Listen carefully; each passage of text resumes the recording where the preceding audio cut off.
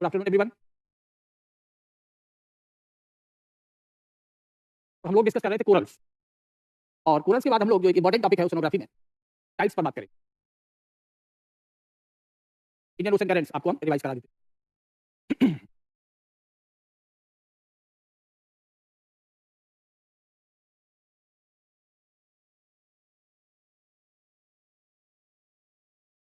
Indian ocean current के लिए बहुत सिंपल सा फंडा है। इंडियन ओशन दो पार्ट में बंटता है, सदर्न और सदर्न। सदर्न पार्ट छोटा है और सदर्न पार्ट बड़ा है, जैसे सदर्न अटलांटिक, सदर्न पैसिफिक तरीके से।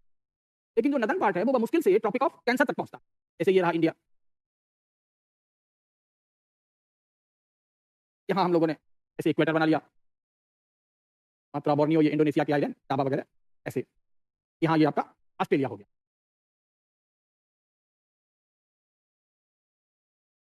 यहाँ हम लोग ये अफ्रीका बना लेते हैं।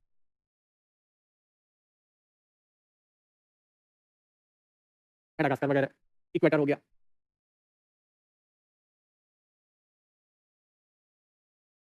ये हम कहेंगे नॉर्थ इंडियन ओशन, क्योंकि ये इक्वेटर से नॉर्थ में, ये साउथ में है, south Indian ocean. South Indian ocean में यहाँ हम लोगों को कुछ खास नहीं समझना है। जैसे यहाँ साउथ अटलांटिक में था,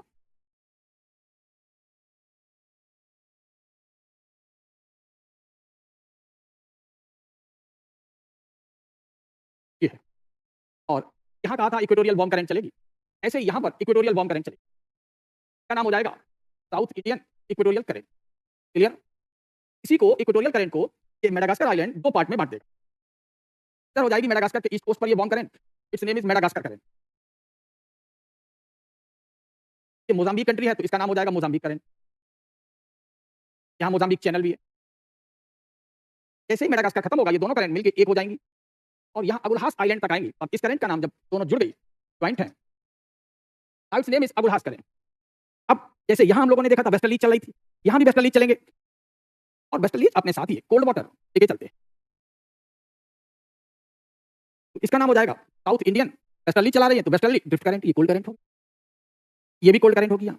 तो हम लोग ये कह सकते हैं कि जैसे दूसरे ओशन में हमें पानी ऐसे गोल गोल घूमते हुए दिखता है, इंडियन ओशन के सदर्न पार्ट में भी ये पानी गोल गोल घूमते हुए हमें दिखता है, क्योंकि यहाँ इक्वेटोरियल करंट इसे चलाती है और इधर ये वेस्टर्लीज विंड चलाते रहते हैं। तो ये अर्थ का रोटेशन, अब ये पूरा अपने right left hand side water घूमेगा तो ये एंटी क्लॉकवाइज पैटर्न बन जाएगा। ये देखो एंटी क्लॉकवाइज बन गया। इसका नाम ये हो गया, ये वेस्टर्ली ड्रिफ्ट करंट। ये ऑस्ट्रेलिया है तो ऑस्ट्रेलिया का ये वेस्टर्न कोस्ट है, इसका नाम हो जाएगा, इस ग्रीन करंट का नाम वेस्ट ऑस्ट्रेलियन करंट। ये वेस्ट ऑस्ट्रेलियन करंट हो गई। लेकिन ये फैक्टर हम लोग यहाँ लागू नहीं कर सकते, क्योंकि वेस्टर्लीज तो यहाँ चल रही होंगी। यहाँ ये वेस्टर्लीज चली तो विंड ने काम कर लिया, क्योंकि यहाँ ओशन है, यहाँ तो लैंड है। अब लैंड पर तो करंट होती नहीं है।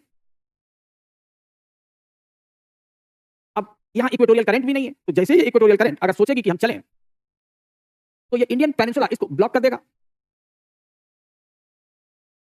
इंडियन पेनिनसुला जो है वो नॉर्थ इंडियन में इक्वेटोरियल करंट को नहीं चलने देता। जब इक्वेटोरियल भी नहीं चल रही, वेस्टर्लीज भी नहीं चल रही, तो यहाँ का पानी गोल गोल नहीं घूमेगा। जब यहाँ का पानी अब साइक्लिक रोटेशन नहीं कर पाएगा तो यहाँ जो भी विंड्स हैं, तो हम लोग जानते हैं कि यहाँ कौन सी विंड्स इफेक्टिव है, मानसून विंड्स। और मानसून विंड्स जो है वो वार्म है, तो ये समर में चलेगी, इसे हम समर मानसून करंट कहेंगे। ये समर में डायरेक्शन होगी इसकी south west to north east, ये चलेंगी इस south west to north east. ये समर मानसून करंट हो गए। 6 महीने बाद जब मानसून विंड्स अपनी डायरेक्शन चेंज करेगी तो ये विंड्स चलेंगे, तो इन्हीं के साथ ये पानी चलेगा इनका, इसे हम विंटर मानसून करंट कहेंगे, WMC। यानी इंडियन ओशन में वस्तुतः कोई कोल्ड करंट नहीं है। किस पार्ट में? नॉर्दर्न पार्ट में। Northern part of Indian ocean doesn't have the cold current. लेकिन एक काम होता है यहाँ पर कि ये जो कोल्ड करंट है, इक्वेटोरियल करंट, जब इस कोस्ट से टकराती है तो ये वाटर कुछ इधर चल देता है। लेकिन यहाँ की जो ड्राईलैंड है, यहाँ भी एक डेजर्ट है, ओगाडेन, ये अरब डेजर्ट है।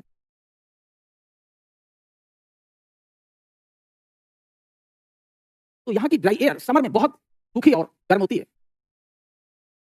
समर सीजन में। तो ड्राई एयर यहाँ की वाटर वेपर को एब्जॉर्ब करती है, और जब वाटर वेपर ये एब्जॉर्ब करेगी तो ये करंट यहाँ से कोल्ड होने लगती है। इसी का नाम है सोमाली करंट, इसे याद रखना है। तो ये तो आपने सीख ही लिया, SMC क्या है? Summer monsoon.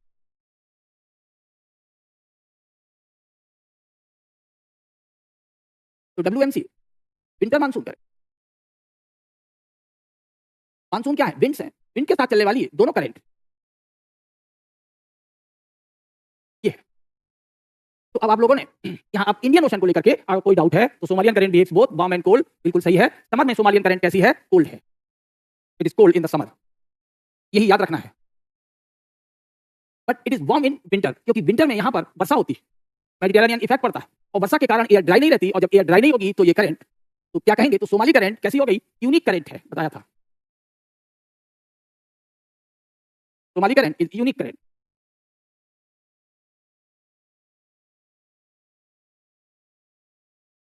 Is unique because, क्यों यूनिक है? एक तो ये ईस्ट कोस्ट पर है और वो भी कोल्ड, ये दो कारण है यूनिक होने के। East coast current but cold in summer, जबकि ईस्ट कोस्ट पर हमेशा वार्म करंट रहती है, इसलिए यूनिक है। दूसरी बात क्या है? It changes its temperature with the change in season, it changes its temperature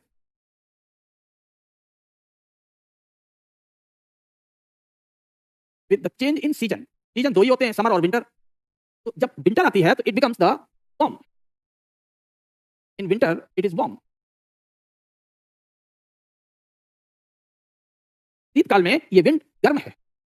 तो ये किसके कारण ठंडी और गर्म होती है? It is the continental effect, ये महाद्वीप का प्रभाव है। अगर महाद्वीप ज्यादा सूखा है, जैसे गर्मियों में हम लोगों की सुराही होती है घरों में, आपने देखा होगा जब हवा चलती है सूखी हवा लू, तो सुराही में मिट्टी के बर्तन में जो अर्दन पॉट होता है उसमें वाटर कोल्ड हो जाता है। हाँ, तो कृष्णा आप समझ गए होंगे, जैसे सुराही काम करती है वैसे जब बरसात ना हो और जब बारिश शुरू हो जाती है तो सुराही में पानी ठंडा होना बंद हो जाता है। अब नॉर्थ इंडियन में करंट साइक्लिक रोटेट नहीं करती। क्या कारण हुए? दो कारण हुए। पहला कारण हुआ कि नॉर्थ इंडियन ओशन में इक्वेटोरियल करंट नहीं चलती, तो equatorial current in the north Indian ocean, उत्तरी हिंद महासागर में कोई भी विषुवत रेखीय धारा नहीं है। इसके कारण नहीं है, simple reason is the presence of Indian peninsula. Indian peninsula, भारतीय प्रायद्वीप, इसको रोक देता है। दूसरा जो गोल गोल घुमाएगा वो है वेस्टर्लीज करंट। तो इंडियन ओशन में जहां वेस्टर्लीज चलनी चाहिए वहां ओशन ही नहीं है। तो अब अगर कोई हमसे पूछता है question, why the surface water of north Indian ocean does not rotate clockwise like the north Atlantic and north Pacific, इतना बढ़िया क्वेश्चन है, इसको इस तरीके से लिखेंगे। जबकि अर्थ रोटेशन यहां भी काम करना चाहिए, लेकिन अर्थ रोटेशन यहां किस पर इफेक्टिव होगा? विंड्स पर कोरियोलिस फोर्स लागू होते हैं, ओशन पर लागू नहीं हो पाते, क्योंकि इंडियन जो पेनिनसुला है वो उनको उतना स्पेस नहीं देता। तो प्रेजेंस ऑफ इंडियन सब कॉन्टिनेंट, इसलिए यहां कहा जाता है कि इंडियन ओशन में क्या नहीं चल पाएगा? वाटर क्लॉकवाइज नहीं घूमेगा। तो क्वेश्चन क्या बना? हम लोग लिख सकते हैं इसको पॉइंट्स में।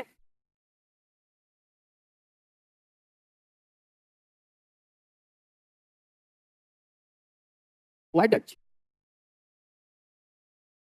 The current, water of Indian ocean, north Indian ocean, not the Indian ocean, north Indian ocean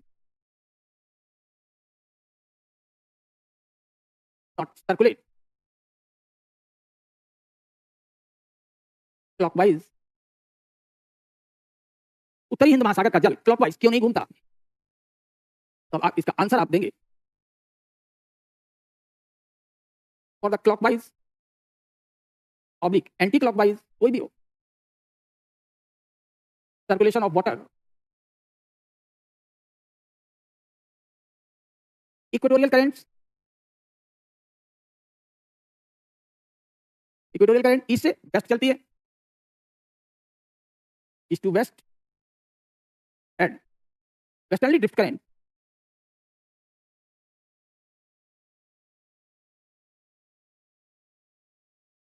are required,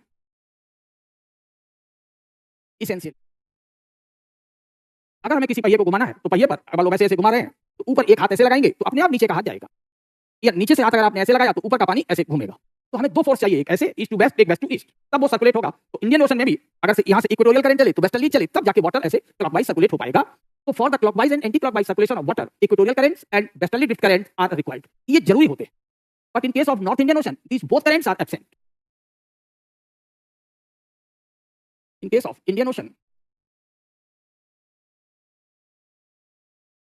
these both are absent. That's why water of North Indian Ocean does not circulate clockwise, क्योंकि north में water को clockwise circulate करना चाहिए। Equatorial current doesn't move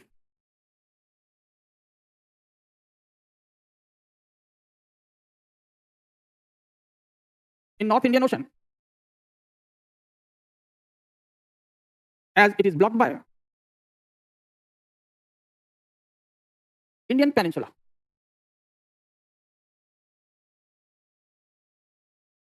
Clear? While the westerlies move over the land, not over the North Indian Ocean, because North Indian Ocean is confined up to Tropic of Cancer. Westerlies do not pass over the North Indian Ocean, as it is limited up to Tropic of Cancer.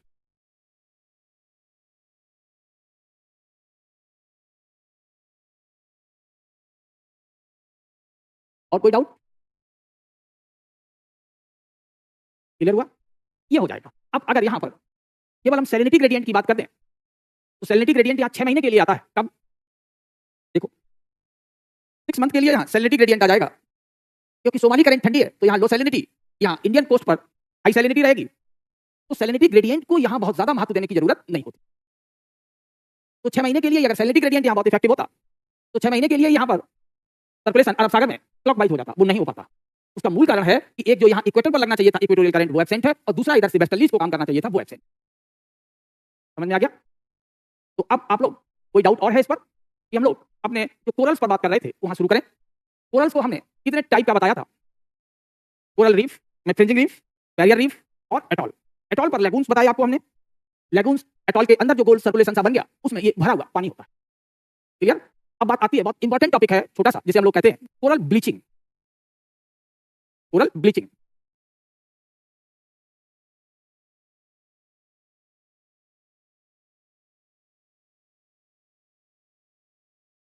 तो corals कैसे होते हैं? Corals are the stationery, अपनी जगह खड़े रहते हैं.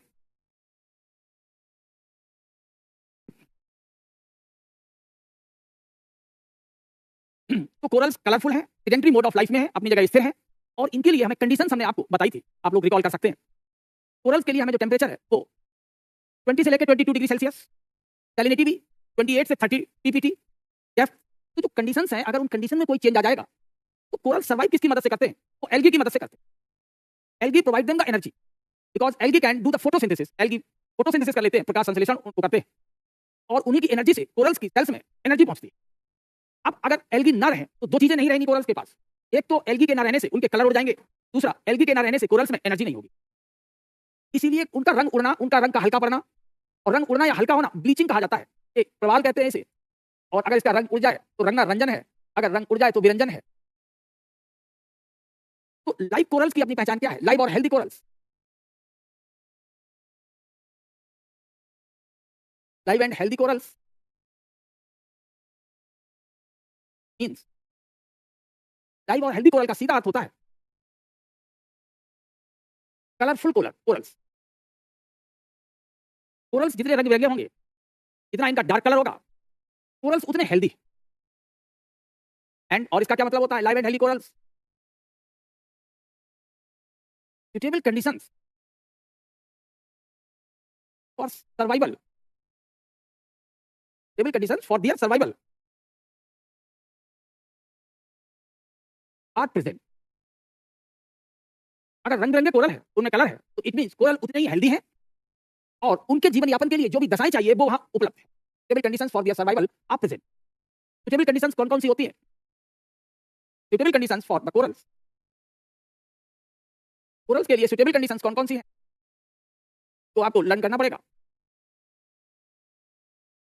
एक तो टेम्परेचर चाहिए हमें 22, यस 22 डिग्री सेल्सियस. इतना टेम्परेचर चाहिए. इट मींस लैटिट्यूड कितना हो सी में? 10 डिग्री टू 25 डिग्री लैटिट्यूड होने चाहिए इक्वेटर के नॉर्थ या साउथ में. और जो ओशनिक करंट हो वो वार्म हो, वार्म ओशनिक करंट, क्योंकि ऊपर सरफेस का पानी जब गर्म होगा तो नीचे का पानी ठंडा रहेगा. गर्म समुद्री धारा चाहिए. तो अब सैलिनिटी कितनी चाहिए? लो सैलिनिटी चाहिए, नमक ज्यादा ना हो लेकिन बहुत कम भी ना हो. 28 ग्राम से लेकर के 30 ग्राम पर केजी होना चाहिए साल्ट. लो सैलिनिटी चाहिए. और क्या चाहिए? डेप्थ, ये भी नहीं कि ऊपर झांकने लगे 10 फैथम से लेकर के 50 फैथम के बीच अगर डेप्थ है तो बहुत अच्छी ग्रोथ होती है इनकी। 100 फैथम के बाद इनकी डेप्थ शुरू हो जाती है। 10 फैथम से कम है तभी ग्रोथ कम होगी, 60 से ज्यादा है तो ग्रोथ भी कम होगी, लेकिन 100 के बाद कोरल सर्वाइव नहीं करते।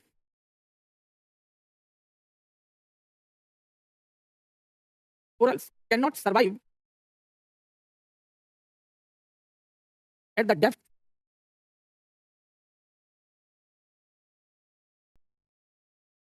Below 100 fathom.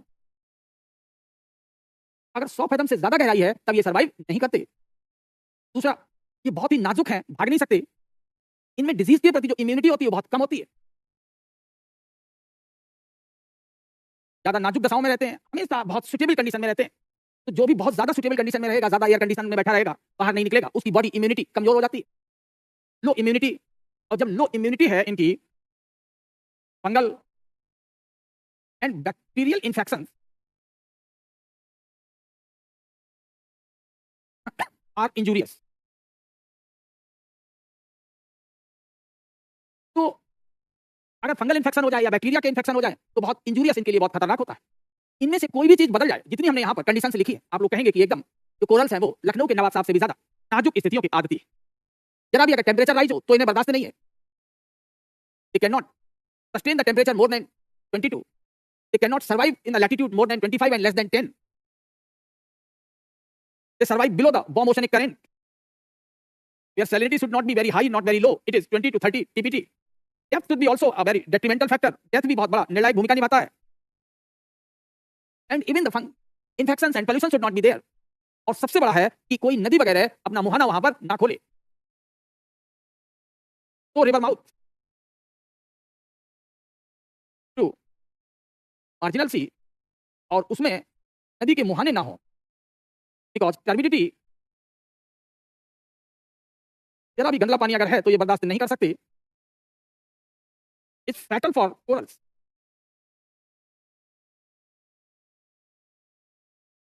क्लियर? अब आप लोग कोरल कभी नहीं भूलेंगे। तो अब कोरल्स आपको याद रहेगा, जब कोरल समझ में आ गया कि कोरल से ये है तो अब कोरल ब्लीचिंग आपको समझ में आ जाएगी। कोरल ब्लीचिंग क्या होगा? इनमें से कोई भी चेंज हो जाए, either temperature is suited up, या तो टेम्परेचर बढ़ जाए, या करंट के टेम्परेचर चेंज हो जाए, या डेप्थ बदल जाए, या फंगल इन्फेक्शन हो जाए, पोल्यूशन हो जाए, क्लाइमेट चेंज हो जाए, तो कोई भी चेंज होगा तो तुरंत कोरल्स का जो रंग होगा वो उड़ जाएगा। और कोरल्स के रंग का उड़ना या हल्का होना ही कोरल के अनहेल्दी होने के और उनके डेथ का सूचक है। आप समझ में आ गया? तो जब तक कोरल पर एल्गी सर्वाइव कर रहे हैं तब तक कोरल जीवित है। एल्गी हटने लगे तो कोरल से उनका जो कलर होगा वो उड़ने लगेगा। Coral bleaching means the loss and depletion of the algae into the corals. अब अगर किसी ने पूछा what is the coral bleaching,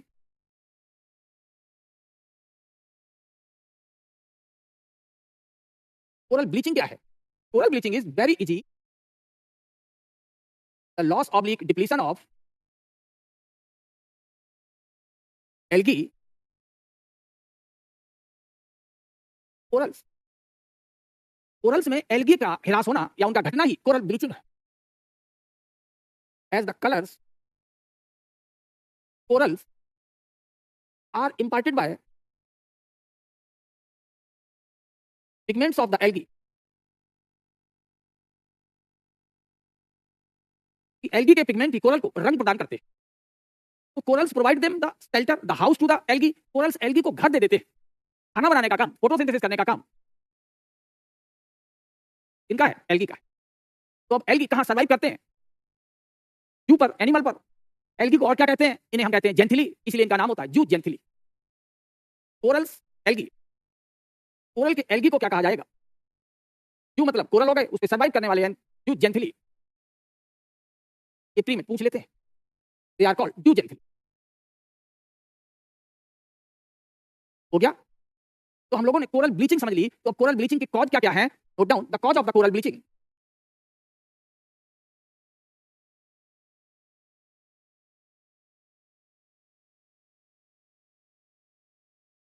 coral bleaching के अपने कॉज क्या है? फर्स्ट जो कॉज है यहां पर अल नीनो। अल नीनो क्या है? Rise into the surface temperature of Indian and Pacific Ocean, El Nino, rise into surface temperature of Indo Pacific reason,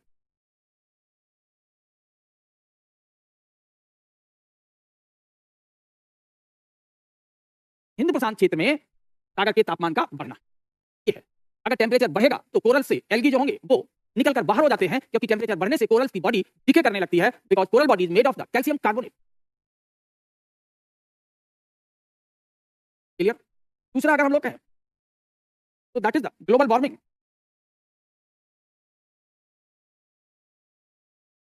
अगर कोरल ब्लीच कर रहे हैं तो हम लोगों को दो चीजों का अनुमान हो जाता है, एक तो अल नीनो की खबर लग जाती है और दूसरा ग्लोबल वार्मिंग का इंपैक्ट, पैसिफिक ओशन। तीसरा कोरल्स क्या हो सकते हैं, इसकी वजह से इनकी डेथ हो सकती है, राइज इन सी पोल्यूशन। सागर में पोल्यूशन हो जाए, देन बैक्टीरियल और फंगल अटैक और infection, bacterial oblique fungal infection. अगर फंगल इन्फेक्शन हो जाता है तो कोरल्स में भी ब्लैक बैंड डिजीज उत्पन्न हो जाती है। और पूछा जाता है black band disease, black band disease is the coral disease. मेरी समझ से अब कोरल से रिलेटेड जितनी चीजें हैं वो अब आप आसानी से कर सकते हैं। कोरल्स हमें पूरे वर्ल्ड के मैप पर जहां जहां पर सैलो वाटर है, चाहे वो कॉन्टिनेंट के किनारे हो या किसी आइलैंड के किनारे हो, वहां पर हमें मिलते हैं। तो ऑस्ट्रेलिया के ईस्टर्न साइड में कोरल्स की बहुत बड़ी कॉलोनी रहती है ईस्ट कोस्ट पर, जिसे हम ग्रेट बैरियर रीफ कहते हैं। तो आप लिख सकते हैं इंपॉर्टेंट और the major coral regions in the world and India. तो वर्ल्ड या इंडिया में कोरल के सबसे महत्वपूर्ण जो इलाके हैं कौन कौन से हैं, हम लोग अपने इंडिया से ही शुरू कर दें।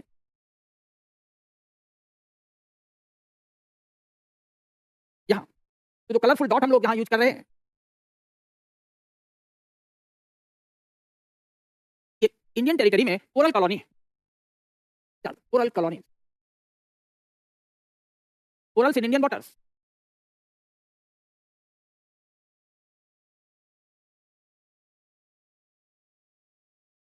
इंडिया के किन किन वाटर्स में कोरल्स है, सबसे नॉर्थ में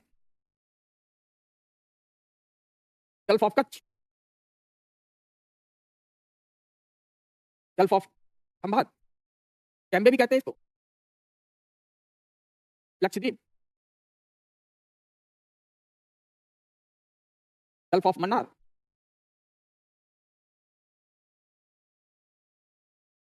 पाक बे, अंडमान आइलैंड। ये वो एरिया है इंडिया में जहां हमें कोरल्स मिलते हैं। गल्फ ऑफ मन्नार, ये आपके लक्षद्वीप के कोरल्स हैं, और ये यहाँ अंडमान के कोरल्स हैं। ये गल्फ ऑफ कैम्बे है, ये गल्फ ऑफ खंभात है। नंबरिंग करना चाहे तो कर सकते हैं, 1 2 और 3 और 4 और 5, नंबर 6, नंबर 1 2 3 4 5। अब लैटिट्यूड अगर हम लोग देखें तो यहाँ अगर इक्वेटर है तो ये हमेशा हमें 10 डिग्री नॉर्थ में मिलते हैं और 25 तक मिल सकते हैं। अगर हम लोग वर्ल्ड मैप की बात करें, वर्ल्ड मैप पर ऑस्ट्रेलिया, ऑस्ट्रेलिया के पास यहाँ कोरल सी में, कोरल सी है, यही ग्रेट बैरियर रीफ है। उसके बाद ये इक्वेटर हो गया, तो यहाँ माइक्रोनेशियन आइलैंड्स हैं।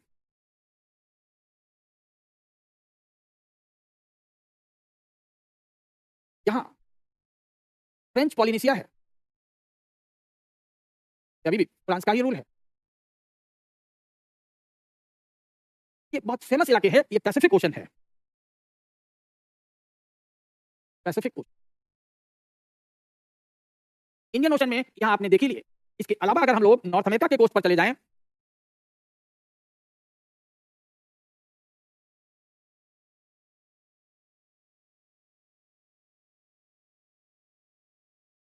ये इक्वेटर हो गया, यहाँ हमें कोरल्स मिलेंगे। इसके पास कैरिबियन आइलैंड्स,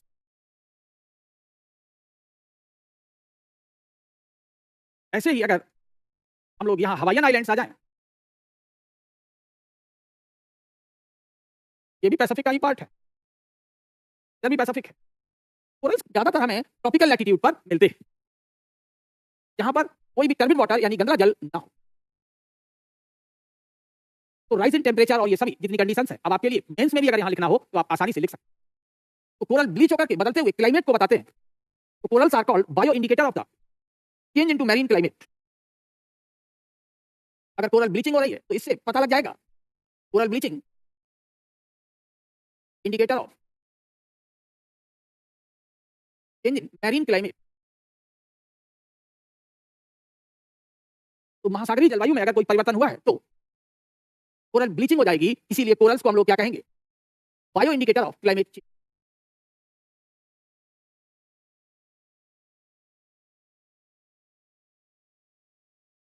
ये जलवायु परिवर्तन का जैव सूचक है।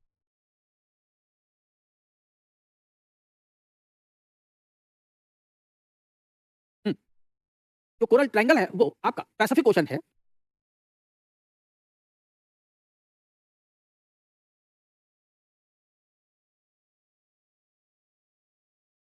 Coral triangle clear. तो हम लोगों ने इसको कर लिया। अब नेक्स्ट जो टॉपिक आज डिस्कस करेंगे वो है टाइड्स, यानी कि ज्वार।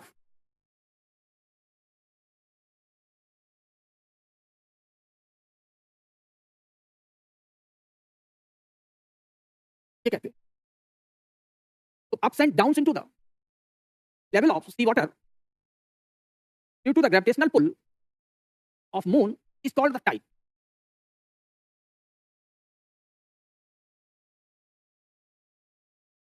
Ups and downs to level of water due to gravitational pull of moon. चंद्रमा के गुरुत्वाकर्षण के कारण सागर की सतह में पानी का ऊपर उठना या नीचे गिरना यस कोस्ट लाइन। और इस पर हम लोगों ने यहां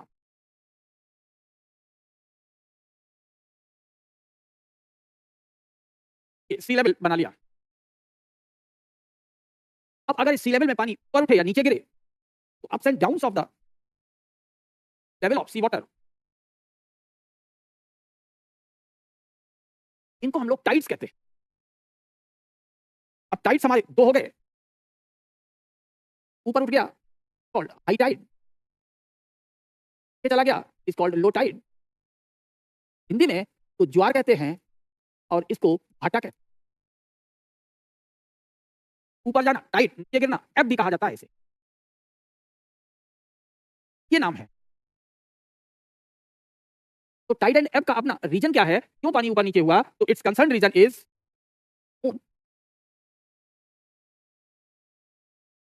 disturbance by the moon alone and this disturbance may be increased by the cooperation of sun। और कभी कभार इस डिस्टर्बेंस में सूर्य भी अपनी भूमिका निभाता है।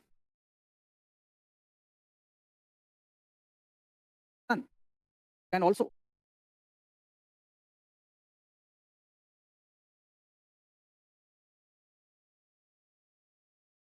gravitational pull of moon by coming in a straight line with it।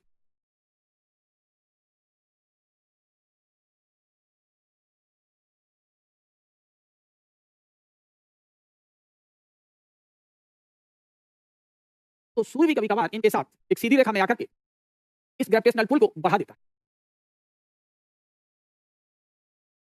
अब आपको समझ में आ गया होगा कि टाइड है क्या। तो टाइड जो जनरेट होते हैं तो हम लोग जानते हैं कि यहाँ का जो पानी होता है कम गहराई वाला, ऊपर का पानी हमेशा ओशन में वार्म रहता है, नीचे का पानी कोल्ड एंड डेंस रहता है। तो ये वार्म एंड लाइट है ऊपर का पानी, और लाइट वाटर को आसानी से वीक फोर्सेस उठा लेते हैं। तो gravitational pull of the moon over the earth is a weak force but it can raise the level of water. तो जो मून का जो ग्रेविटेशनल पुल है वो एक दुर्बल है, कम शक्ति का है, लेकिन फिर भी सागर के जल को उठा लेता है क्योंकि वो फ्लोटिंग स्टेट में है, तैरती हुई अवस्था में। जबकि हमारे नदी और तालाबों में, रिवर और पॉन्ड सिस्टम में टाइड्स नहीं आते क्योंकि नदी और इन सब का जो वाटर होता है वो ग्रेविटी फोर्स से तली में बंधा होता है। समझ में आ गया। तो यहां पर टाइड्स के लिए भी कई तरीके से टाइड्स आते हैं, लिख लें द टाइप्स ऑफ टाइड्स, ज्वार के प्रकार।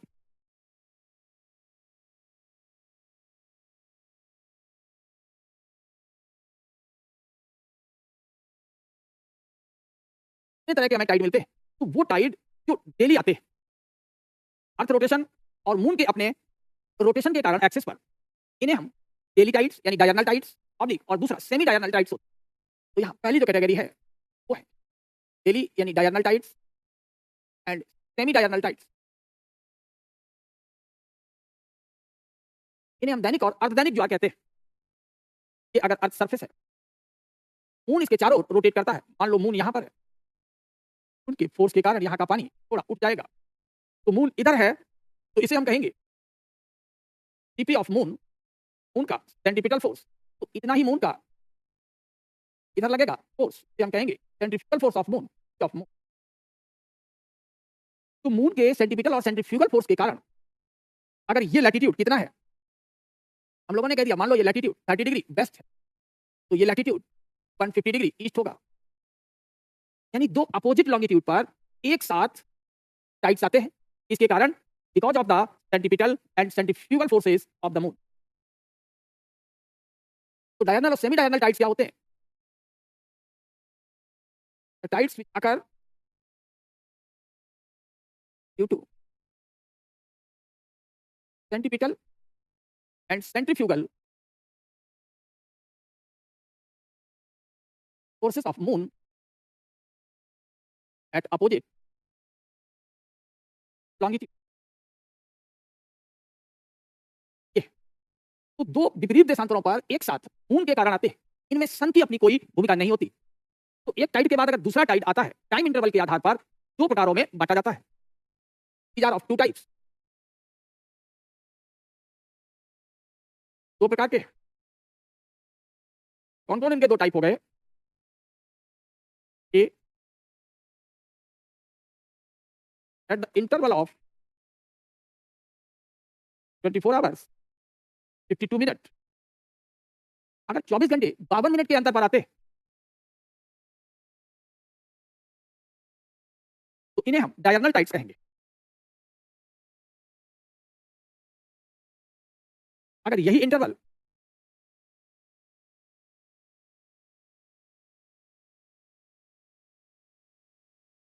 12 आवर्स 26 मिनट का हो जाता है,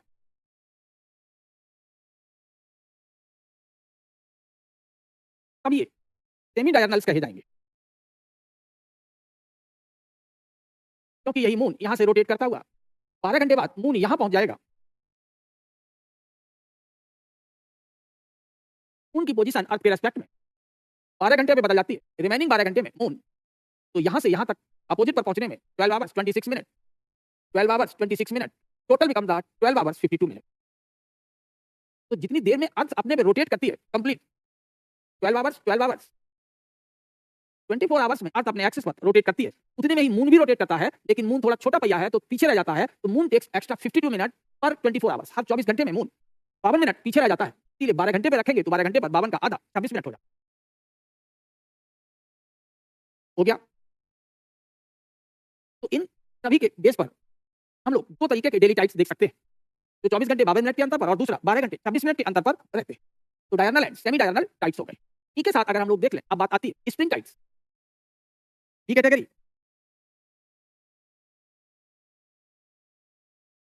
Now come to spring tides and neap tide।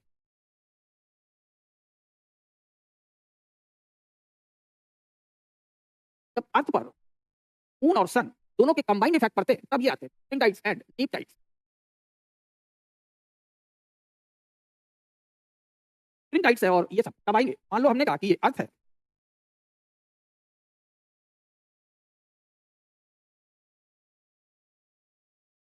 ये अर्थ हो, अर्थ के इधर एक और मून है, ठीक इसी सामने इसके इधर दूर सन है, तीनों अब एक लाइन में है। तो ये स्थिति हो सकती है। फिर स्थिति ये हो सकती है कि मून यहां से रिवॉल्व करता हुआ मून यहां आ जाए, तो अब एक और सन रहेगा, फिर और मून रहेगा, अभी तक ये दोनों एक और ही है। तो इस स्थिति को हम लोग ए कहते हैं और इस स्थिति को हम लोग बी कहते हैं। तो हैं अभी भी एक ही लाइन में, लेकिन जब सन और मून दोनों एक साथ हों हम कंजंक्शन कहते हैं। एक अर्थ के इधर है एक अर्थ से उधर है तो इसे हम डिसजंक्शन कहते हैं। लेकिन जब ये दोनों एक साथ में है तो स्प्रिंग टाइट के लिए तीनों को एक लाइन में होना जरूरी है, जिसे हम सिजगी यानी युति और वियुति कहते हैं। हिंदी में इसे युति कहा जाता है और इसको वियुति कहा जाता है। युति वियुति कब बनते हैं? जब सन मून अर्थ तीनों एक लाइन में हो, बीच में अर्थ है, एक और मून है, एक और सन है, तब इसे हम डिसजंक्शन कहेंगे। और जब वो दोनों एक और ही है तो इसे कंजंक्शन कहेंगे। स्प्रिंग टाइट कब आते हैं? जब सिजगी हो। और सिजगी क्या है?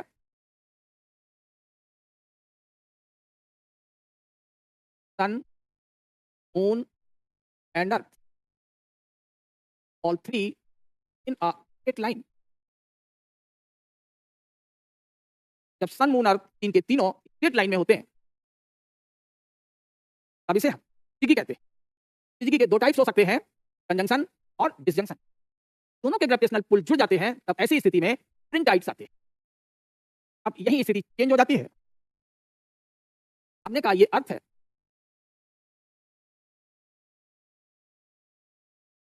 यहाँ दूर इसके सामने सन है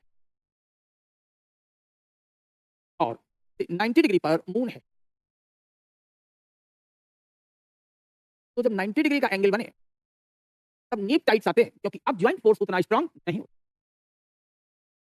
देखा जाए तो हमें बस होता जो टाइट्स है वो किस तरह की घटना है। सी लेवल पर ये एस्ट्रोनॉमिकल इंपैक्ट है, ये एक नक्षत्रीय प्रभाव है।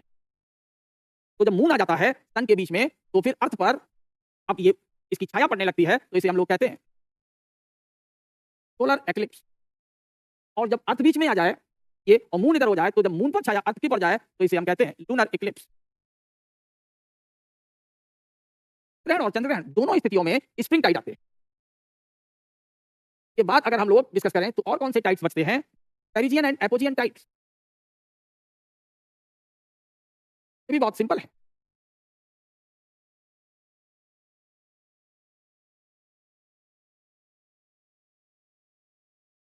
Perigean and apogean tide. तो अब अगर यहां हमने देखा कि एक बार मून अर्थ के पास जाता है, घूमता हुआ अर्थ है, और अब इसके चारों ओर मून अगर रोटेट करता है, एक बार पास तो एक बार, तो ये मून का अपना मार्ग हो गया।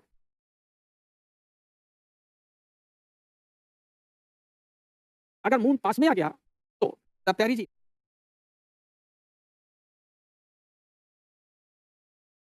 Now this is the apogean location.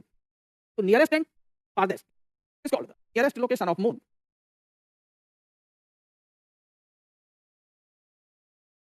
This is the farthest location of moon.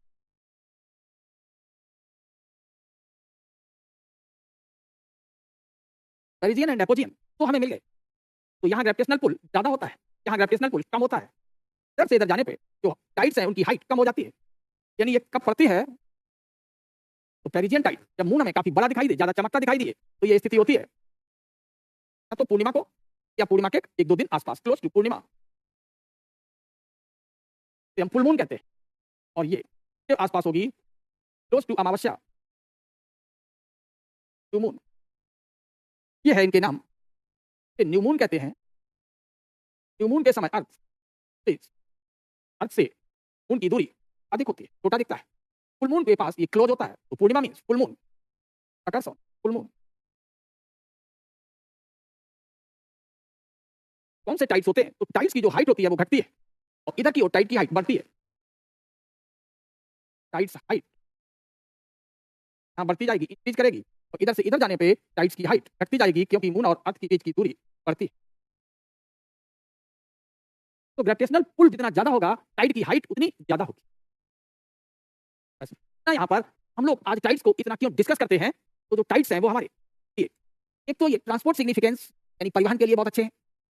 दूसरा ये ओशनिक रिसोर्सेज को वहां के जो शिप है, कॉन्च है, फिशेस है, उनको कोस्ट के किनारे तक लेकर चले जाते हैं। इसलिए टाइड्स हमेशा सिग्निफिकेंट रहे हैं। देख लें significances of the tides.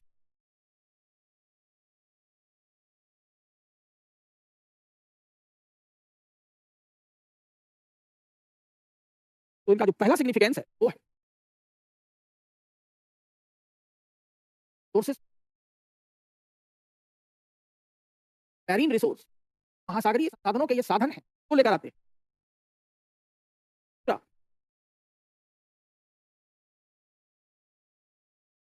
Support in navigation, तो परिवहन में ये भूमिका निभाते हैं। सोर्स ऑफ क्लीन एनर्जी,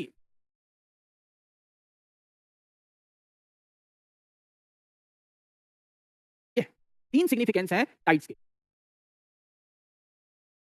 हाँ, किस चीज की स्पेसिफिक डेट? अब जैसे फिशिंग वगैरह है, तो इसमें आएगा। सोर्स ऑफ मैरीन रिसोर्सेज, किस चीज की स्पेसिफिक डाइट? फुल मून या न्यू मून की कोई स्पेसिफिक डेट नहीं होती, या तो वो पूर्णिमा यानी जो फुल मून है उसके आस ही पास, या तो एक दिन पहले या एक दिन बाद। जिस दिन पूर्णिमा को पेरिजी होगा उस दिन ब्लू मून होता है।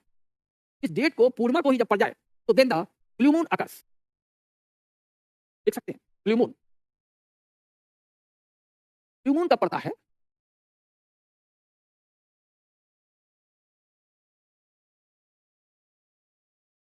when perigee occurs the night of full moon। तो जब पेरिजी फुल मून को हो और क्या होगा साथ में, और जब पूर्णिमा है तो lunar Eclipse and followed by lunar Eclipse.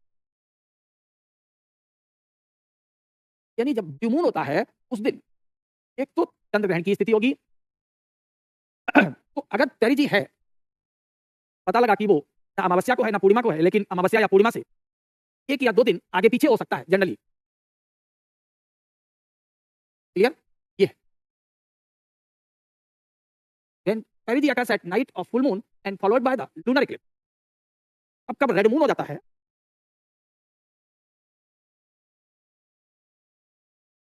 अब रेड मून कहने का मतलब हो गया कि रेड मून कब दिखाई देगा? जब मून की डिस्टेंस ज्यादा होगी। और डिस्टेंस कब ज्यादा हो जाती है? when apogee occurs at new moon। जब अमावस्या को एपोजी पड़ जाए तो रेड मून हो जाए।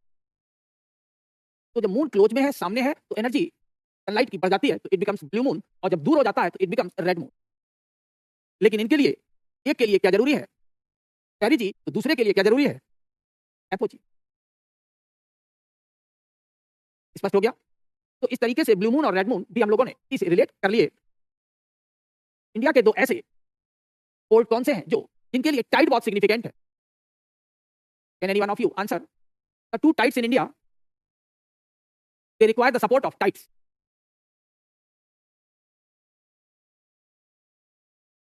तो ऐसे बंदरगाह भारत के जिनके लिए ज्वार जरूरी है। दीनदयाल पोर्ट कहां पर है ये? हाँ बताया। तो पुराना नाम क्या है दीनदयाल पोर्ट का? लोकेशन क्या है? गुजरात में। क्या है, गल्फ ऑफ खंबात है कि गल्फ ऑफ कच्छ है?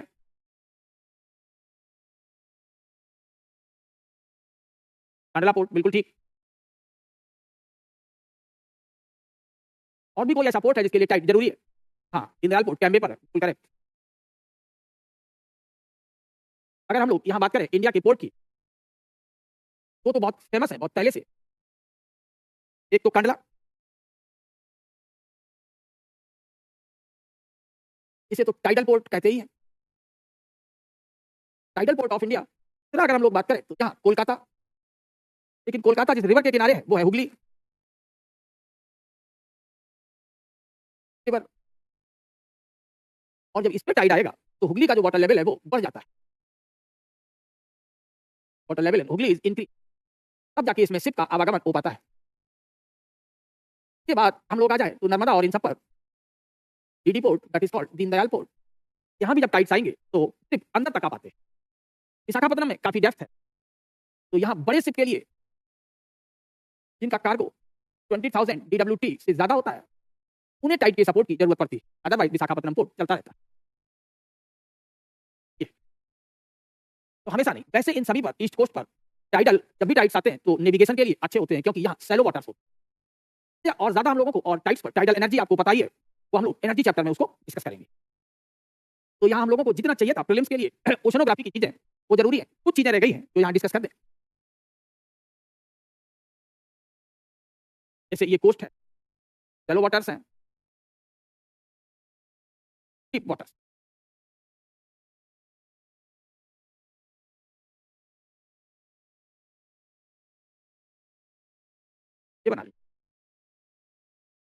कोस्ट लाइन है खिड़ी में,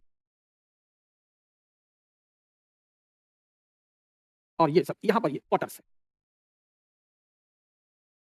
अब सर्वे के लिए एक लाइन यहाँ खींच ली जाती है, रेड लाइन को बेस लाइन कहा जाता है, और ये जो येलो लाइन यहाँ पर हमने बनाई है कोस्ट लाइन, और ये कोस्ट है, ये भूमि है, इसे कोस्ट कहते हैं, ये किनारे का पानी है, इनको हम लोग लिटोरल वाटर कहते हैं, लिटोरल वाटर कहे जाते हैं। अब अगर हम इस बेस लाइन से करीब 12 नॉटिकल माइल पूरा जाए बेस लाइन से, और इसके पैरेलल अगर ये लाइन खींच दें, 12 नॉटिकल माइल लाइन, ये हम टेरिटोरियल वाटर कहेंगे, ये टेरिटोरियल वाटर कहा जाता है। इससे अब हम लोग और अगर 12 नॉटिकल माइल चले जाते हैं, तो अब ये बेस लाइन से था कितना 12, तो अब ये बेस लाइन से कितना होगा 24 nautical mile. This is called contiguous water, बिल्कुल पास का पानी है जो हमारी टेरिटरी के पास है, इसे हम सानिध्य जल या संपर्क का जल कहते हैं। अब अगर हम यहां से और दूर तक आ जाएं, लेकिन डेप्थ 100 फैथम से ज्यादा ना हो, कहां तक ये डेप्थ हो सकती है बेस लाइन से 100 नॉटिकल माइल तक हो सकता है, मैक्सिमम, कम भी रह सकता है। तब हम इस जोन को यहां से यहां तक देखो जेड कहते हैं, एक्सक्लूसिव इकोनॉमिक जोन कहते हैं। के बाद जो पानी बचता है कॉल्ड हाई वाटर, जो कि इंटरनेशनल आवागमन के लिए होता है, फ्री फॉर ऑल, इसमें कोई भी आ जा सकता है। हमारी अपने जो कोस्ट गार्ड होते हैं, ये जो पोस्टिंग मानी जाती है वो 12 नॉटिकल माइल, तो इसी जगह पर नेवी के कोस्ट गार्ड रहते हैं। लोकेशन ऑफ कोस्ट गार्ड,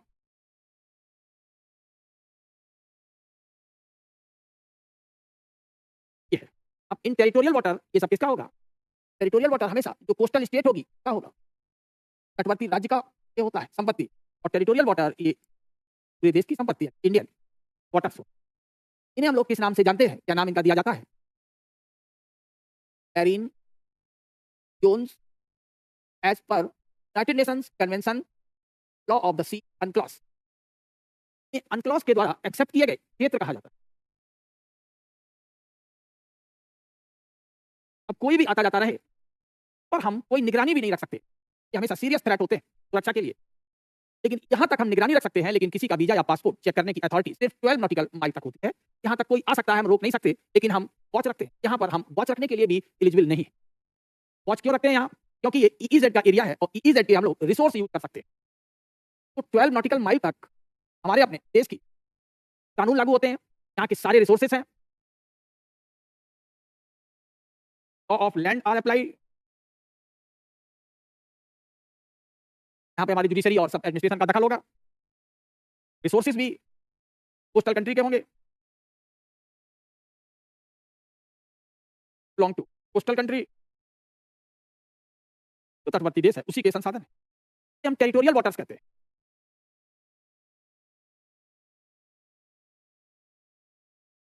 हमारा अपना सागर है, यानी अपना क्षेत्र है, कंटिगुअस, इनके सुरक्षा और निकटता की बदौलत यहाँ बना रहता है, लेकिन कोई भी यहाँ आ जा सकता है, उस पर हमारा नियंत्रण नहीं होता, लैंड ऑफ लॉ लागू नहीं होता। कंटिगुअस वाटर, लेकिन यहाँ के रिसोर्सेज यूज कर सकते हैं 100 फैथम की गहराई तक, और 100 फैथम की गहराई जहां समाप्त हो जाएगी वहीं ईईजेड भी समाप्त हो जाएगा। लेकिन अगर 100 फैथम की गहराई बहुत दूर तक चली गई है, तो ये नहीं कि वहां तक हमारा कॉन्टिनेंटल सेल्फ रहेगा। कॉन्टिनेंटल सेल्फ बहुत चौड़ा हो सकता है, लेकिन कितना मैक्सिमम हो सकता है 100 नॉटिकल माइल। तो ईईजेड जो होते हैं, एक्सक्लूसिव इकोनॉमिक जोन जो है, क्या होता है, पहली शर्त होती है शैलो वाटर। शैलो वाटर कहां मिलते हैं, कॉन्टिनेंट का जो हिस्सा जो सबमर्ज्ड है, इसको कॉन्टिनेंटल सेल्फ मैक्सिमम कितना हो सकता है, चाहे जितना कॉन्टिनेंटल सेल्फ चौड़ा हो जाए, maximum extension 100 nautical mile EEZ का। कॉन्टिनेंटल सेल्फ इससे ज्यादा चौड़े भी हो सकते हैं। अगर हम लोग यहाँ की बात करें, गुजरात कोस्ट की बात करें, यहाँ इंडिया के कॉन्टिनेंटल सेल्फ बहुत चौड़े हैं, तो जो हमारा सबसे ज्यादा जो एक्सटेंसिव ईईजेड है इंडिया का, तो गुजरात कोस्ट पर, क्योंकि अन्य जगह पर कॉन्टिनेंटल सेल्फ इतना चौड़ा नहीं है कि हम 100 नॉटिकल माइल तक संसाधन का यूज कर सकें। This is the Gujarat coast where India has the maximum extensive EEZ. Gujarat के तट पर सबसे अधिक विस्तृत ईईजेड रहता है। तो decision are not binding because these are the conventions. Binding वो होते हैं जब किन्हीं दो देशों के बीच ट्रीटी होती है। तो बाइंडिंग होता तो चाइना और ये जो सभी जितनी चीजें होती हैं तो ये बाइंडिंग नहीं होती। बाइंडिंग हमेशा होते हैं म्यूचुअल ट्रीटी, यूनाइटेड नेशंस के कन्वेंशन हैं, जैसे हम लोगों के क्लाइमेट पर कन्वेंशन। तो ये पूरा और ये 200 नॉटिकल माइल तक रहेगा, यानी ये 100 फैदम है और ये कहां तक जाएगा? दिस इज 200 नॉटिकल माइल तक, मैक्सिमम 200 नॉटिकल माइल तक हो सकता है, इससे ज्यादा नहीं। और यहाँ जो डेप्थ है वो 100 फैदम, रफली द 200 मीटर, ये चीज ध्यान रखना।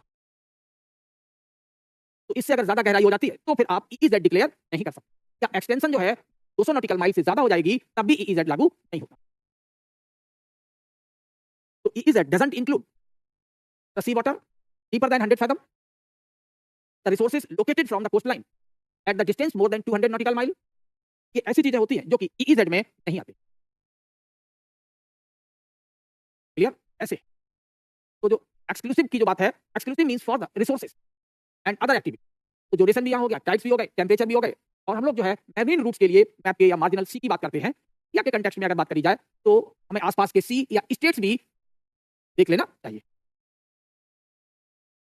तो now come to the states of Indian ocean, क्योंकि इन सबसे हम लोग और चीजें भी रिलेट करेंगे।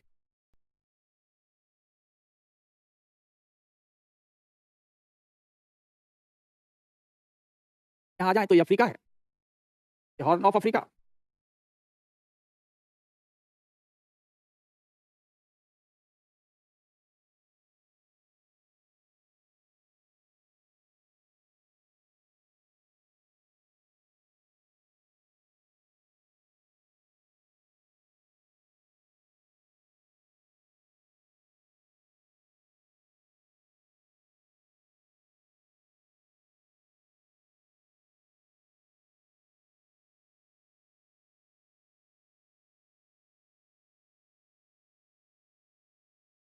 इतने से काम हम लोगों का हो जाएगा, आगे की जरूरत नहीं है।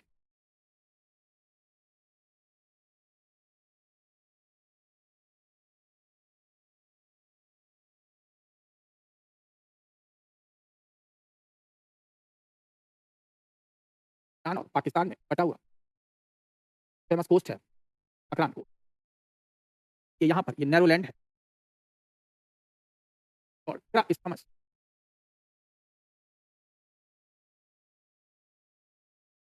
इज कॉल्ड मलेशिया की बदौलत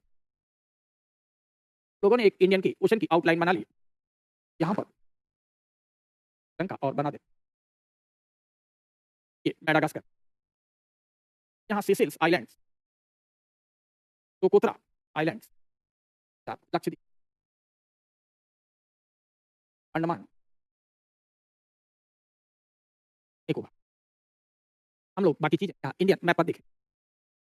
यहाँ अगर जाते हैं अफ्रीकन कोस्ट है, ये इसराइल और ये सब, यहाँ ये कनेक्टिंग मैनमेड स्टेट है कॉल्ड सुएज कैनाल। यहाँ से होकर के लोग इंडिया की ओर आ सकते हैं। Point is called Cape of Good Hope. Important location है।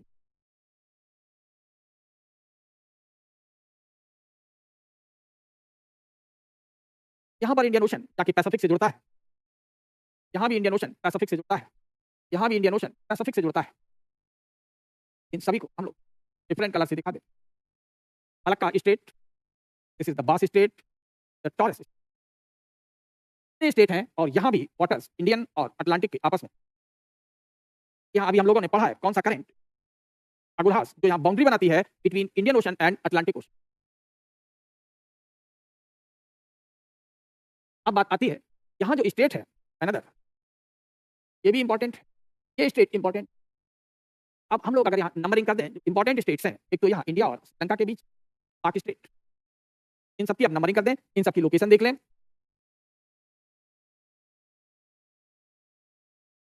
नंबर 1, नंबर 2 और 3 और 4 और 5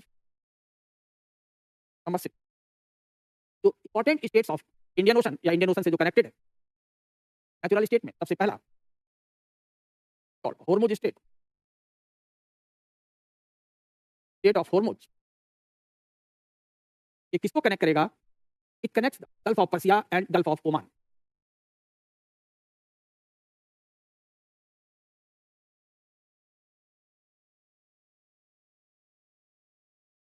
गल्फ ऑफ पर्सिया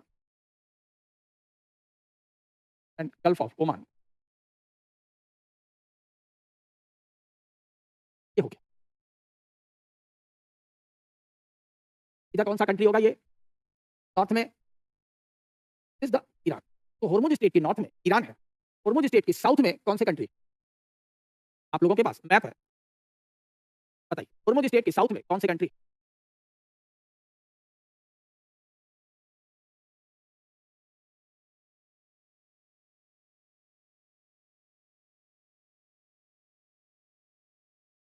जवाब दीजिए। काफी देर से आप बातों में मगन हैं, ले हसगुल्ले हो गए हो तो थोड़ी पढ़ाई हो जाए। एक तो हमने आपको ये बता दिया, एक तरफ ईरान है, चलिए यहाँ का कंट्री ओमान है। और भी कोई कंट्री है? Yes, it is UAE. वो भी जाकर के यहाँ इस बॉर्डर को टच करता है, यूएई एंड ओमान। क्लियर? तो ईरान, ओमान एंड यूएई। तो ये जो वाटर ऑफ होर्मुज स्टेट है, it is divided into 3 countries. Water of Hormuz shared by Iran, Oman and UAE. ये पॉइंट्स आपको प्रीलिम्स में ध्यान रखने हैं।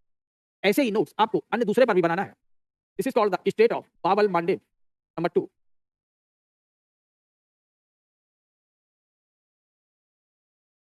चलिए यहाँ का कंट्री हमने आपको बता दिया, this is the Yemen. Arabian peninsula पर यमन है।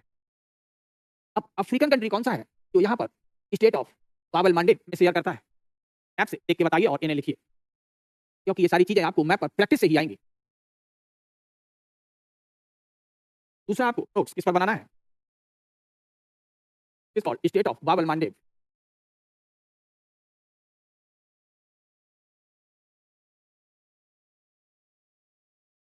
हमने आपको बताया है कि इन्हें कैसे बनाया जा सकता है। इसके बीच है, this is called the Red Sea, it is called Gulf of Aden, Gulf of Aden, अदन।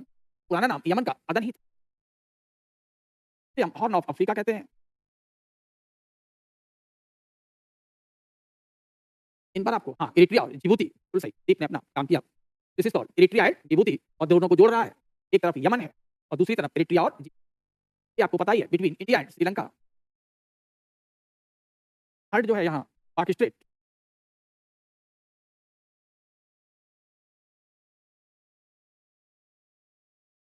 तो पाक स्टेट इन दो बे या गल्फ को आपस में कनेक्ट करता है।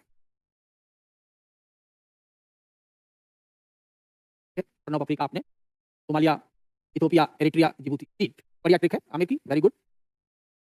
इस तरह की ट्रिक भी बना के रखिए। तो यहाँ आप बताइए पाक स्टेट बे ऑफ बंगाल को गल्फ ऑफ मन्नार से जोड़ता है, या बे ऑफ बंगाल को पाक बे से जोड़ता है? गेट वे ऑफ टीयर्स वगैरह, ये सब काफी चीजें चर्चा में है। आप लोग बस और जीके के पॉइंट्स नहीं ध्यान रखने, उन पॉइंट को रखना है जो नेविगेशन के लिए जरूरी है, ट्रेड कॉमर्स के लिए। गल्फ ऑफ स्टेट किसको कनेक्ट करेगा? सॉरी, पाक स्टेट। तो पाक स्टेट कनेक्ट्स टू द पाक बे एंड बे ऑफ बंगाल। ये हम लोग इंडियन बाउंड्रीज पर इसे हम डिस्कस करेंगे। यहाँ जाएंगे फोर्थ, द मलक्का स्ट्रेट, यहीं इसी के कॉर्नर पर आपको सिंगापुर। यहाँ इंडियन ओशन और पैसिफिक ओशन आपस में मिलते हैं। लेकिन ये जो जावा सी है, ये इंडियन ओशन का ही पार्ट है। इंडियन ओशन यहाँ पर जाकर के इंडियन ओशन ही है, ऑस्ट्रेलिया के नॉर्थ में, वेस्ट में और साउथ में। ये टॉरस स्ट्रेट ये इंडियन और पैसिफिक ओशन को आपस में कनेक्ट कर देगा। ऐसे ये यहाँ पर बास स्ट्रेट ये इंडियन ओशन और पैसिफिक को कनेक्ट करेगा। लेकिन जावा स्टेट नहीं, क्योंकि जावा सी इंडियन ओशन का पार्ट है। ये है इधर इंडियन ओशन, इधर पैसिफिक।